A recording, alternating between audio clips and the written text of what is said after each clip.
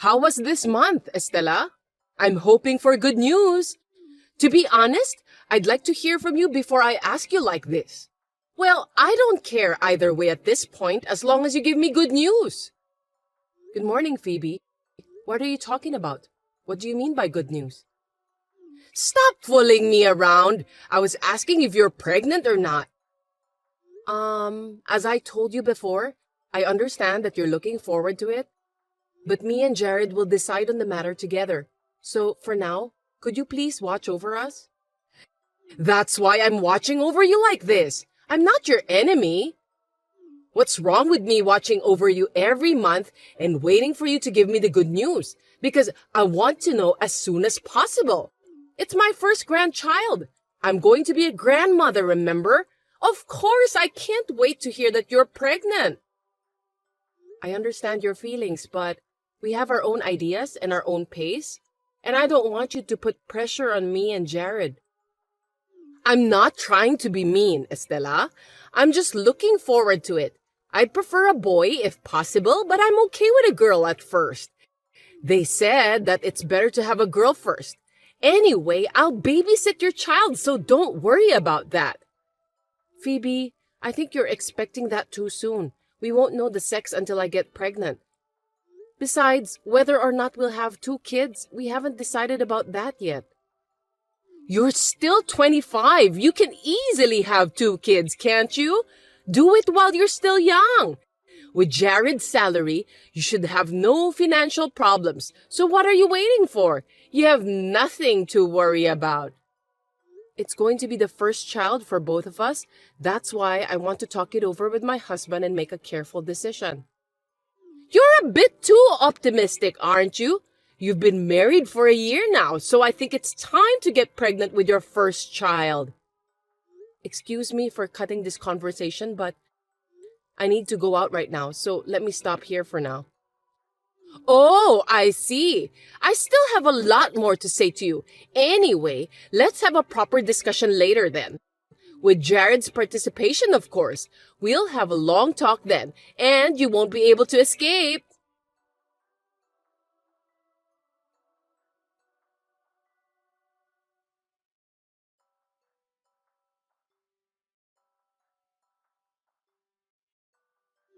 Oh my! What are you going to do with such passivity?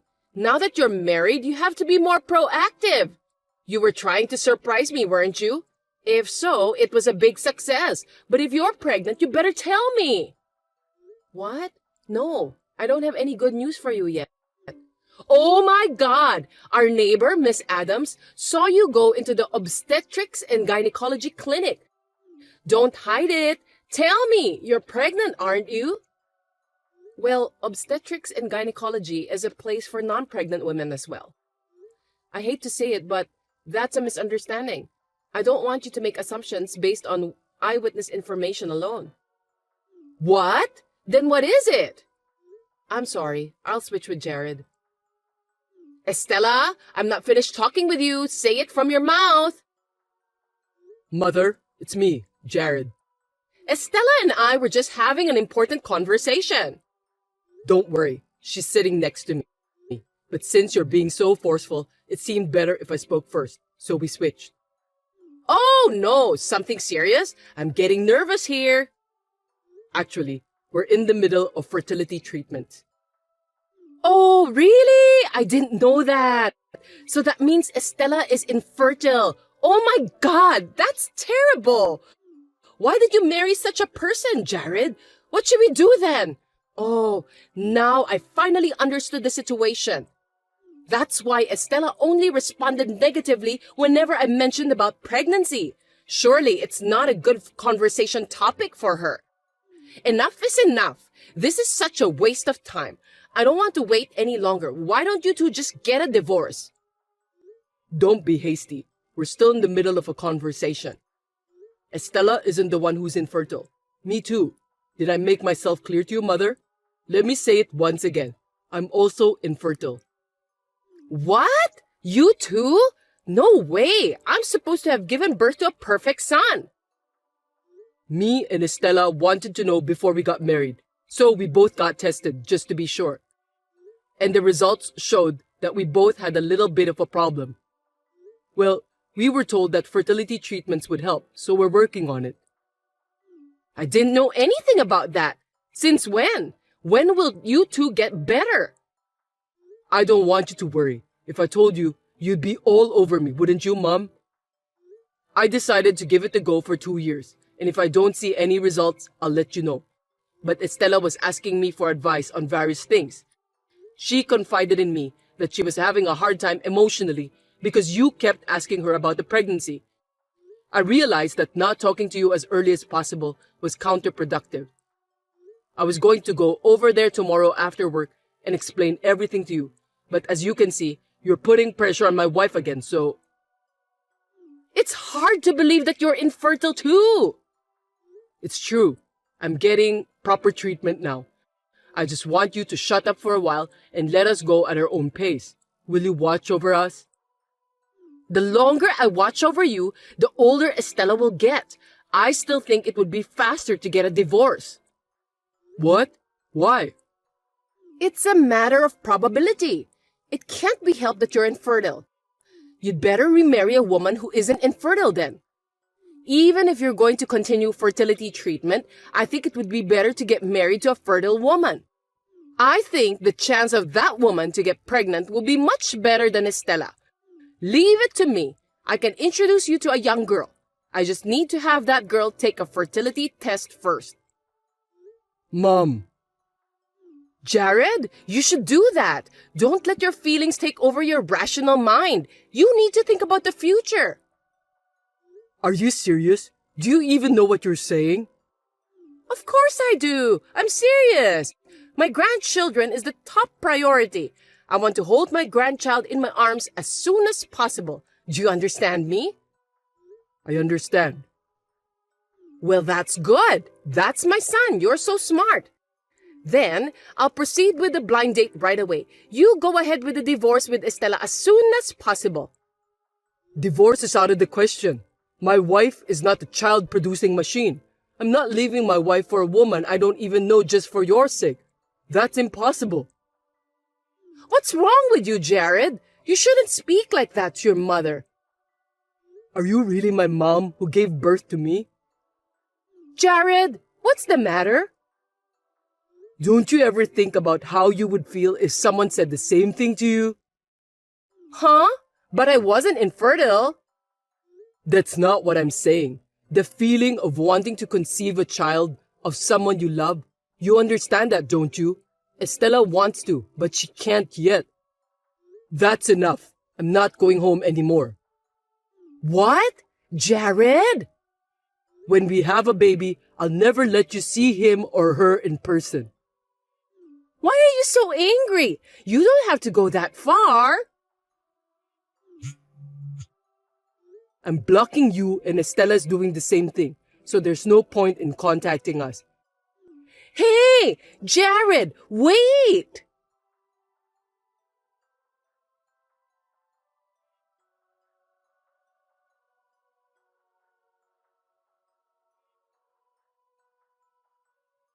When my husband reported this incident to his father, he was very angry and scolded Phoebe for her lack of delicacy. A month later, my husband's request for a transfer was approved and we decided to move. In addition, the good news continued, and thanks to the fertility treatment, I got pregnant.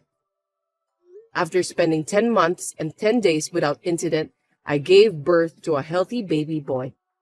However, I did not tell my mother-in-law about this. Perhaps she may have heard about it through rumors. Apparently, she has a knot in her head that she thinks that as long as she has a grandson, she can go back to her former relationship. My father-in-law kindly suggested to keep it as a secret because it seems that my mother-in-law doesn't understand that she is the main cause of the problem. My father-in-law sometimes sneaks out to the baby, though it is an hour-and-a-half drive from his house. It will be a little while before my mother-in-law will be able to hold her grandchild in her arms.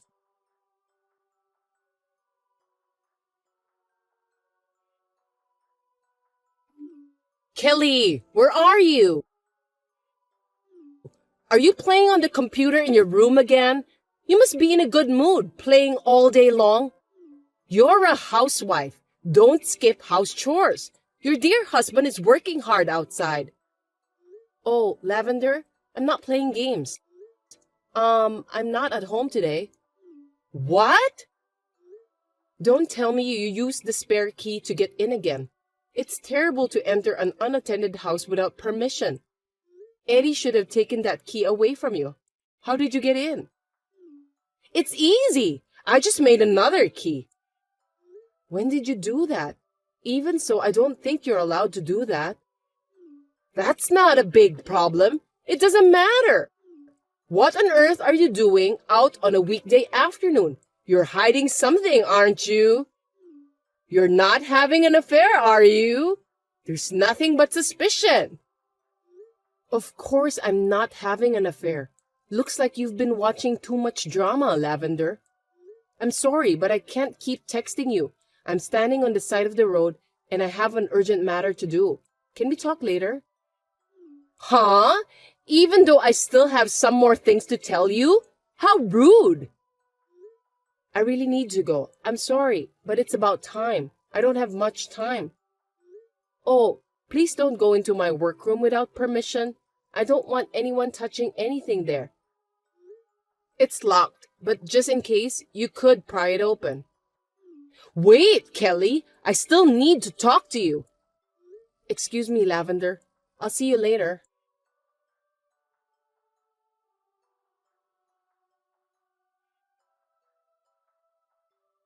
Kelly, are you there? I have an important thing to tell you. Good evening, Lavender. What is it this time? You're so impatient, aren't you? I'll get straight to the point. From today on, you're going to live with me. No excuses. You have no choice. What? Why so sudden?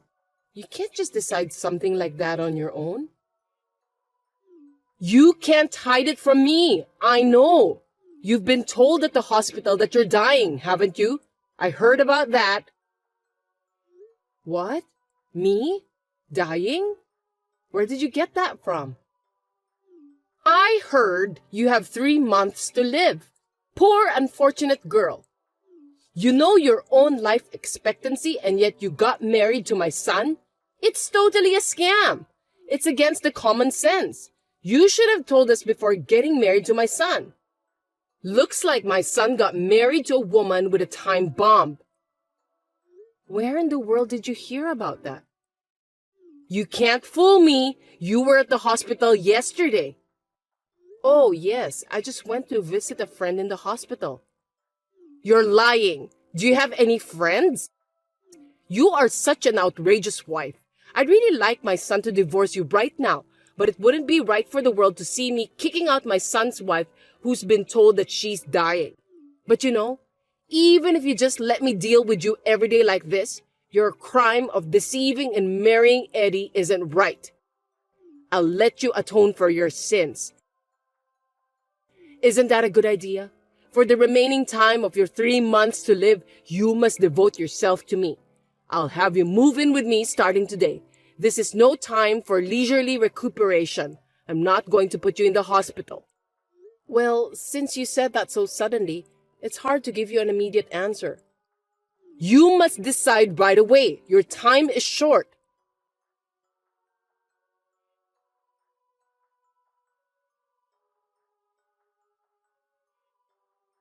Eddie, are you still at work? Do you have a minute? I'm in a bit of trouble. Hey, what's up? I don't understand how it happened, but your mother has been saying some strange things to me. What? Somehow, I have a bad feeling about this. Are you okay? Don't be surprised of what I'm gonna tell you now, okay? She told me that I have only 3 months to live. And in order to devote the 3 months I have left, she's asked me to move in with her and take care of her starting today. Huh? I don't think this is something funny. What do you mean by moving in with my mother and taking care of her? Kelly, you just had your health check last month and was told that you are super healthy. I don't think a person as healthy as you has only 3 months to live. It's just like that. Funny, isn't it? Becoming some sort of slave for your mother for 3 months? It doesn't make any sense at all. Oh, could it be that thing? Yes, I was thinking about the same thing. Maybe that's it. Maybe she came into our house without my permission again and was listening to that while I was in my workroom. I see. Trespassing again. And now she's being paranoid. Oh, gosh. So, what should we do? Do we have to execute that plan? I think it's the right time to execute that plan since we're well prepared. Well then, looks like the mission has started. Roger, see you later then.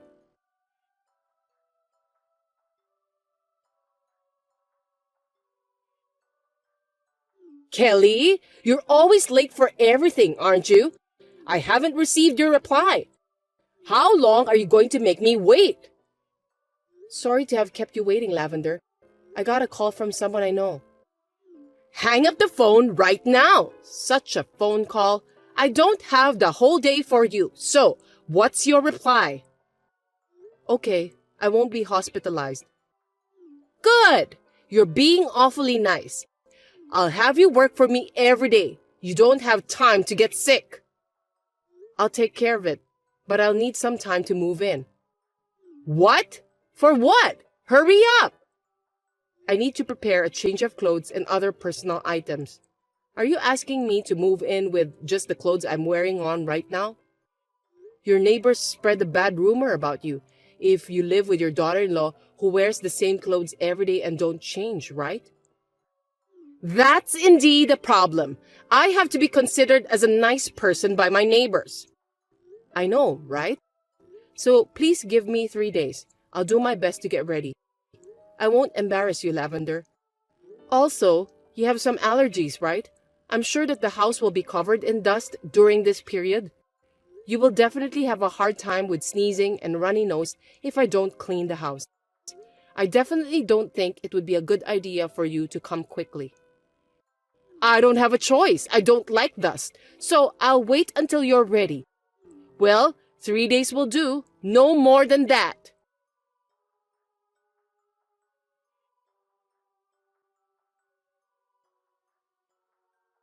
Kelly, today's the 3rd day. I'm sure you're ready to go.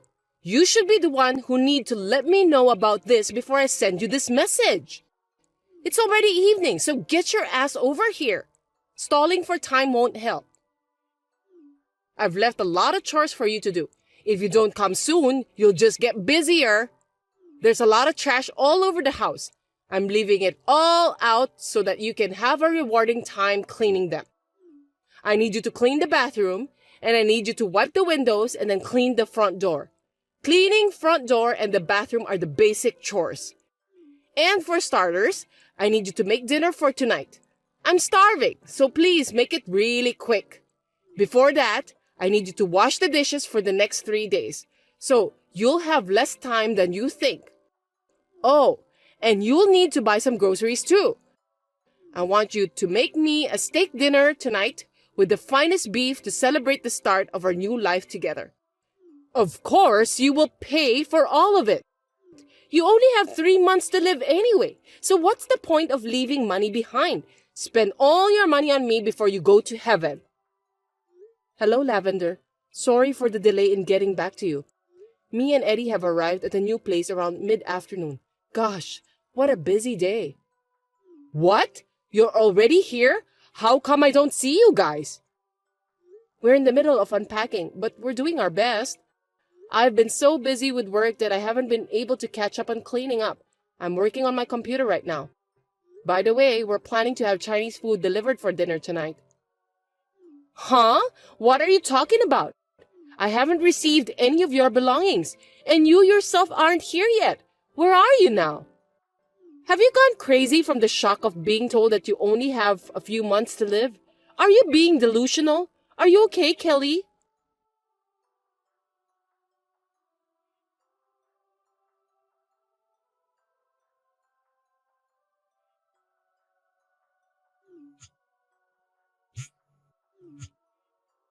Kelly! Yes, Lavender, what's wrong? I'm busy, you see. I told you, didn't I? Where are you? I'll have you explain it to me properly. I thought you were just being paranoid and you didn't want to live with me, so I came to pick you up. There's no one in the house. The family next door told me that you moved out this morning. I told you, didn't I? I'm not being paranoid. My brain is still working well. Anyway, me and Eddie finished the move by mid-afternoon. What are you talking about? You think you can just run away like that after what you did? You agreed to move in with me. You said you would live with me, not to be hospitalized. I listened carefully to what you've told me. You know that. Are you being paranoid, Lavender? I told you that I won't be hospitalized, but I don't remember agreeing to live together with you. I never agreed to move in with you. In the first place, I wasn't told by the doctor that I was dying. I'm in perfect health. Huh? No way! That can't be true. I heard that with my own ears. It's useless for you to hide the fact about that. Lavender, you came to my house without permission again and listened to me from the front door of my workroom. That's when you heard someone talking about me having just 3 months to live, right? I can't think of anything else. That's right. You can't get away with it because I heard it correctly. I definitely heard him say that you only have 3 months to live. It sounded like you were talking by using online meeting apps or something. That must have been the doctor or nurse talking to you. Lavender, that's a scenario. You misunderstood because you eavesdropped halfway through the conversation. Huh? Scenario? What do you mean? It involves work, so I can't go into the details even for your sake. You know that Eddie is a scenario writer, right? And that he rents an apartment for work? Yes, of course. Eddie works hard every day, unlike you. He's sensitive, you know. He says it's hard for him to concentrate when he works from home. He's been working that way since he was single and when he was still living at the family home. Yes, and that hasn't changed even now that he's married and living with me. In contrast, I use the other room as my workroom. I don't know how much you understand that. You came without an appointment to interrupt my work, either on purpose or by accident, aiming for the time when I'm alone during the day. Huh? Does that matter still bother you? You're living like a parasite and just pretending to be a housewife. I don't think that you're working. It seems like you don't know anything. It's true, isn't it? You're just staying in your room playing video games or something anyway, aren't you? If you've seen your son, who went on to become a scenario writer from home, you know that you can make enough money from home, don't you? When it comes to my case, who is his wife, you instantly don't understand the matter. Is that intentional? Don't you realize that what you are saying is full of contradictions? What? That's rude. Who do you think you are that you're allowed to talk like that to me?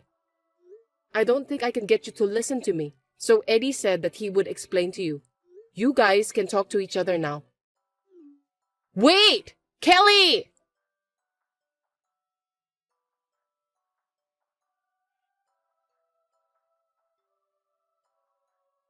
Hi, Mom. I'll take over from here, so listen carefully. Eddie, explain to me in detail so I can understand. What on earth is going on? Kelly, who was supposed to have only 3 months to live, is actually in good health. Well, she certainly looks healthy, doesn't she? But I definitely heard the voice saying about her life expectancy from her room, and it sounded so serious. Kelly told me earlier that you were eavesdropping. That was the scenario I wrote. Huh? I wrote the scenario about a woman who only has 3 months to live. It was well written, right? After that, the voice actors record the voice over based on the scenario, and then the video editing process begins. Kelly is the one doing that work. It's quite a tough job, you know. Well, I don't know if it's difficult for you to understand, but there's a job called video editing, and that's Kelly's job. Maybe you were eavesdropping on the explicit part where she was watching the video to make sure that everything is in good order. You mistakenly thought it was Kelly who was told about her life expectancy. If you had checked on the spot, this wouldn't have happened. What did you say? That's why, Mom. we're going to cut ties with you to protect our lives. Cut ties with me? Why are you suddenly talking like that? I haven't done anything wrong, have I? It's not so sudden for me. You know why I didn't work in my room at home when I was single? You said it was because you couldn't concentrate at home since you're sensitive, right? I was being nice not to tell you, but the truth is that I couldn't concentrate because you would get in my way. What? Me? No way, Mom, no matter how much I say I'm working, you kept coming to my room and talk to me. When I'm writing a scenario, any noise interferes with my work. I can't tell you how many times I've lost my concentration because of you, Mom. If I lose my concentration every single time, I get extra tired and I can't write anything good. It interferes with my work. So I solved the problem by renting an apartment for work and commuting there. I got used to this style, so even after I got married, I selfishly asked Kelly to let me go to the apartment and do my writing as usual. Now you are interrupting Kelly while she's working at home. Do you know how stressful that is? Well, I thought she was just a housewife. I explained about Kelly's job to you before we got married, right? I don't think you understood me well enough. I just thought she quit when you two got married, because that's what people usually do, right? I have to ask her to prioritize the house chores. I told you she'll continue working even after marriage, and she doesn't need to prioritize the house chores. And you're clearly bullying my wife.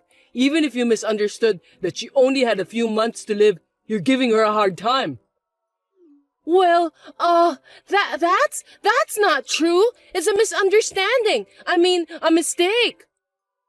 Anyway, I'm disappointed at you for hurting someone I care about.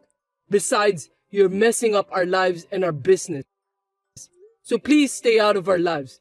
I don't want you messing up our lives anymore.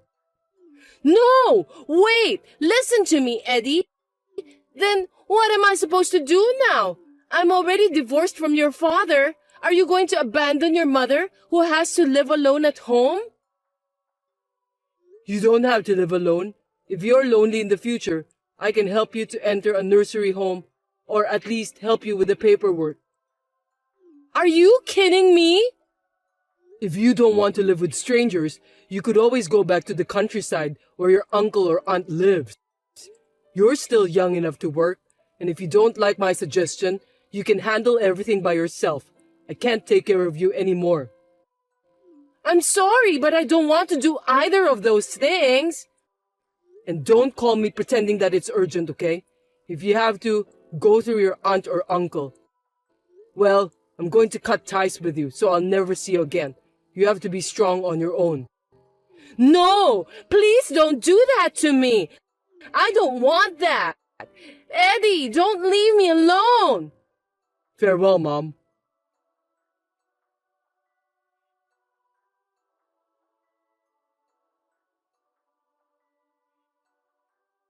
At first, we were just going to move into a slightly larger apartment that we liked. But after Eddie found out that his mother started to bully me after she misunderstood that I was dying, his anger finally exploded. He decided that we should move to a new house that he had rented in advance, and then he declared about cutting ties with his mother.